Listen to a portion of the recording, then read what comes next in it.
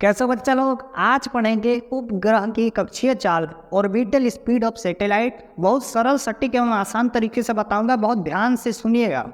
Satellite मतलब उपग्रह। तो उपग्रह क्या करता है? ग्रह के चारों ओर परिक्रमा करता है। जैसे चंदा मामा हमारी पृथ्वी माता के चारों ओर क्या करते हैं? परिक्रमा करते हैं। ठीक है, तो जिस चाल से उपग्रह ग्रह के चारों ओर परिक्रमा करता है उसी को क्या कहते हैं? उसी को बोलते हैं कक्षीय चाल। जिस चाल से उपग्रह पृथ्वी के चारों ओर या किसी भी ग्रह के चारों ओर परिक्रमा करेगा उसको क्या कहेंगे? कक्षीय चाल कहेंगे। समझिए, जैसे ये क्या है? पृथ्वी है ना, जिसका सेंटर पॉइंट O है और त्रिज्या क्या है? R है। M इसका द्रव्यमान है और इससे कितनी हाइट पर? मान लीजिए कि H हाइट पर। यहाँ से यहाँ तक हाइट कितना है? H हाइट पर एक वृत्तीय कक्षा है इस प्रकार से। ठीक है, एक वृत्तीय कक्षा बनाइए इस प्रकार से। तो इसी वृत्तीय कक्षा में क्या करता है? ये जो स्मॉल m द्रव्यमान का उपग्रह है क्या करता है? चारों ओर परिक्रमा करता है। किस चाल से? v चाल से। यही v क्या कहलाएगा? उसका कक्षीय चाल। अब देखिए, O से इस सतह तक की दूरी क्या है? पृथ्वी की सतह की दूरी क्या है? r, यानी पृथ्वी की त्रिज्या। और पृथ्वी की सतह से इस उपग्रह की दूरी यानी हाइट क्या है? h। तो O से इस उपग्रह तक की टोटल डिस्टेंस कितना हो जाएगा? R plus H। क्या आ जाएगा? Capital R plus H। और इस वैल्यू को हम क्या बोल दिए? Small r। समझ गए? अब क्या करता है ये जो उपग्रह है ना, इस ग्रह के चारों ओर परिक्रमा करने के लिए उसको क्या चाहिए? अभिकेंद्र बल चाहिए, जो कि पृथ्वी इस उपग्रह पर लगाता है। जिस अभिकेंद्र बल का वैल्यू होता है F is equal to mv² upon r। समझिए, एक और बल लगता है जिसको बोलते हैं गुरुत्वाकर्षण बल, जो कि पृथ्वी उस उपग्रह पर लगाता है। क्या होता है? F is equal to capital G capital M यानी पृथ्वी का द्रव्यमान, स्मॉल m यानी उपग्रह का द्रव्यमान बटे r²। अब देखिए, ये भी फोर्स है भाइयों बहनों और ये भी फोर्स है, तो दोनों फोर्स क्या हो जाएंगे? Equal. Force is equal to force. पहले फोर्स का वैल्यू क्या है? mv² अपॉन r, और दूसरे में फोर्स का वैल्यू क्या है? g capital M small m upon r²। देखिए, इधर स्मॉल r, इधर स्मॉल m, उधर स्मॉल m, कटा। इधर स्मॉल r, इधर स्मॉल r, कटा। क्या बचा? v² is equal to gm। देखिए, दुगो r है, स्क्वायर लगा है ना, एक ठो कटा है, एक ठो तो बचा है ना। आगे देखना क्या है यहाँ पर? v स्क्वायर है, स्क्वायर उधर जाएगा तो क्या लग जाएगा? Root gm upon r। अब हम लोग क्या जानते हैं? गुरुत्वीय त्वरण। गुरुत्वीय त्वरण यानी कि स्मॉल g का वैल्यू क्या होता है? gm upon r²। इसको इधर भेजो तो क्या हो जाएगा? gr² is equal to gm। gm का वैल्यू क्या मिला? gr²। इतना मिला ना gm का वैल्यू, gr²। ये इसको मान लीजिए इक्वेशन 1। तो इस gm के वैल्यू को हम कहाँ रखेंगे? इक्वेशन 1 में रखेंगे। तो v इज इक्वल टू क्या हो जाएगा? इस gm के जगह क्या रखूँगा? gr² अपॉन क्या हो जाएगा?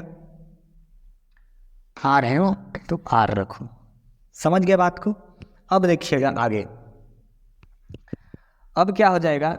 ये r² जो है, ये जो r² है, इधर लिखता हूँ, इधर लिख रहा हूँ। आगे देखिए क्या था यहाँ पर? v is equal to gr²। क्या में था? रूट में था। ऐसे था ना, तो देखिएगा क्या होगा। ये स्क्वायर है, रूट के अंदर है, तो वो आ जाएगा बाहर। अंदर क्या बचेगा? जी बचेगा। देखिए, स्क्वायर में है तो क्या हो जाएगा? बाहर आ जाएगा रूट से और स्क्वायर हट जाएगा। बटे में क्या बचा? r बचा। और इस r का वैल्यू क्या है? मतलब कि इस सेंटर पॉइंट से, पृथ्वी के सेंटर पॉइंट से इस उपग्रह की दूरी, यहाँ तक दूरी कितना है? स्मॉल r का वैल्यू r प्लस h। तो इस स्मॉल r के जगह मैं क्या लिखूंगा? r plus h। समझ गए बात को? तो यही जो हमको मिला, इसको मान लीजिए इक्वेशन 2। यही क्या है? उपग्रह की कक्षीय चाल का प्रथम सूत्र है। लिखिएगा कि यही उपग्रह की कक्षीय चाल का प्रथम सूत्र है, ऐसा आप लिख देना, मैं समझा दिया। अब समझिएगा आगे, अब क्या है समझिएगा, सेंटर पॉइंट O से है ना दूरी क्या है r+h इस उपग्रह की, और इस सतह से इस उपग्रह की दूरी कितना है यानी हाइट h हाइट है। अब ये क्या करें, ये जो उपग्रह है पृथ्वी के एकदम निकट हो, मतलब लगभग इस पृथ्वी के त्रिज्या के बराबर हो, यानी जस्ट इसके सतह के निकट हो। समझ रहे हैं बात को?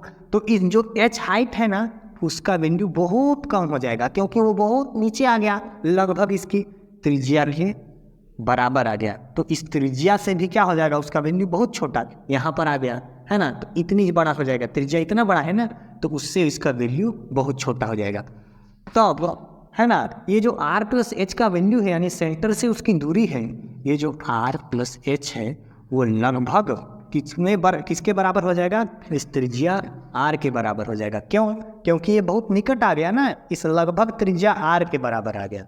समझ गए? तो इस r+h यानी कि यहाँ पर क्या रखेंगे हम, r+h की जगह r रखेंगे, तो क्या है यहाँ पर रूट के अंदर g है, r+h की जगह क्या रख दूंगा मैं, केवल r रखूंगा, बाहर में क्या है r, और ये v इज इक्वल टू, अब देखिएगा इस r को अंदर भेजो, अंदर भेजो, अंदर भेजो इसके, तो ये फिर से स्क्वायर लग जाएगा बाबू रे, है ना, अब बट्टे में क्या हो जाएगा r।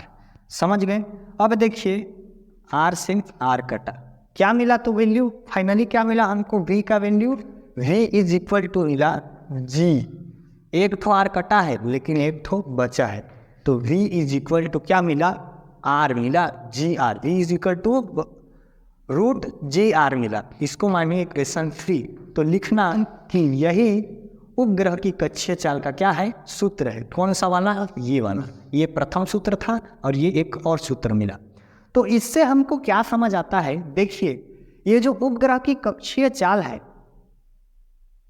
इस उपग्रह के द्रव्यमान पर निर्भर नहीं करता। द्रव्यमान क्या था, स्मॉल m, पहले समीकरण में कहीं स्मॉल m है नहीं है, दूसरे समीकरण में स्मॉल m है नहीं है, मतलब इस उपग्रह के द्रव्यमान पर उसका कक्षीय चाल निर्भर नहीं करता। मतलब एक ही कक्षा में दो अलग अलग द्रव्यमान के अगर उपग्रह क्या कर रहे हो, परिक्रमा कर रहे हो, तो उनका कक्षीय चाल बराबर होगा। ठीक है, द्रव्यमान पर उसका कक्षीय चाल निर्भर नहीं करता, किस पर निर्भर करता है ना, पृथ्वी के यानी ग्रह के सेंटर पॉइंट से उस उपग्रह की दूरी पर, मतलब जितना दूर होगा उतना क्या होगा, कक्षीय चाल कम होगा, और गुरुत्वीय त्वरण पर निर्भर करता है। समझ गए? दूसरे में भी सेम वही चीज, सेंटर पॉइंट से दूरी और गुरुत्वीय त्वरण पर निर्भर करता है उपग्रह के कक्षीय चाल का वैल्यू बाबूरे। और अगर आपको ना इस टॉपिक से, मतलब इस चैप्टर से रिलेटेड अगर आपको और भी वीडियो चाहिए तो इसी वीडियो के नीचे जाइएगा डिस्क्रिप्शन में, वहाँ पर आपको पूरे चैप्टर की प्लेलिस्ट का लिंक मिल जाएगा, जाओ पढ़ो है ना, और एग्जाम में जबरदस्त नंबर लेके आओ, और कमेंट में लिखो समझ आया तो कि हाँ जी आ गया है समझ। मिलते हैं अगले वीडियो में। जय हिंद, जय भारत।